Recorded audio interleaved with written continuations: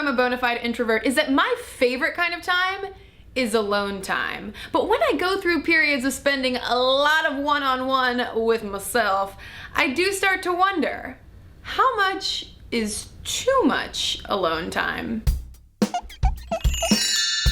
One highly publicized study recently published in the journal Science suggested that just 6 to 15 minutes is too much alone time for a lot of adults. The researchers conducted a couple different experiments, the first of which involved people just sitting by themselves in a room without any form of distractions, no cell phone, no TV, no books, etc.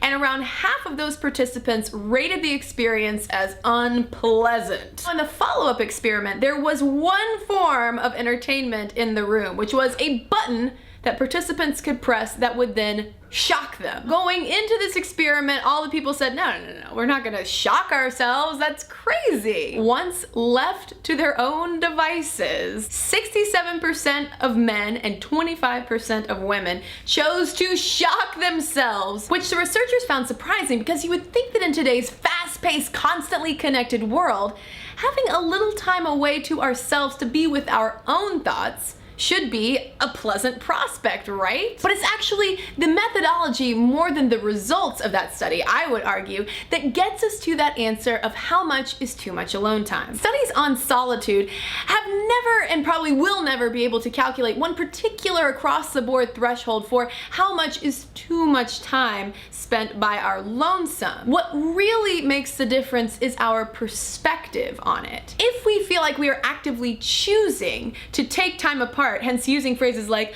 alone time, then the results are usually positive. If we feel like we're being socially isolated against our will, as in the case of those study participants who were shocking themselves just to kill the boredom of it all, then the results are usually more negative. That's when alone time starts to bleed into loneliness. It's the difference between this, think I'm alone now, and this, all by myself. What's even more fascinating is that this very concept of alone time as a thing that's okay for us to look forward to is a relatively new concept. Up until the late 1990s, the long-standing logic was that humans were such innately social creatures, anything more than just a little bit of time by ourselves would inevitably breed loneliness and despair and feelings of isolation. It wasn't until around the turn of the millennium that social scientists and psychologists started noticing,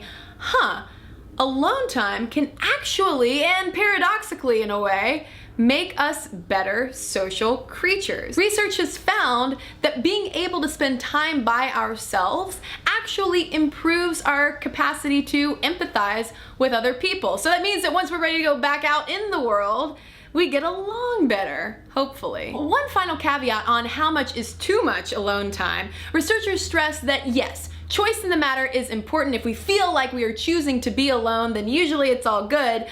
But also, pay attention as to whether you're using alone time as a tool of avoidance. Then it might be good to force yourself out of your comfortable alone time bubble and deal with whatever it is you're running away from. While it's so true that sometimes we can do our best work on ourselves away from other people, there is some personal improvement that demands us interacting face-to-face with other people, which can be terrifying.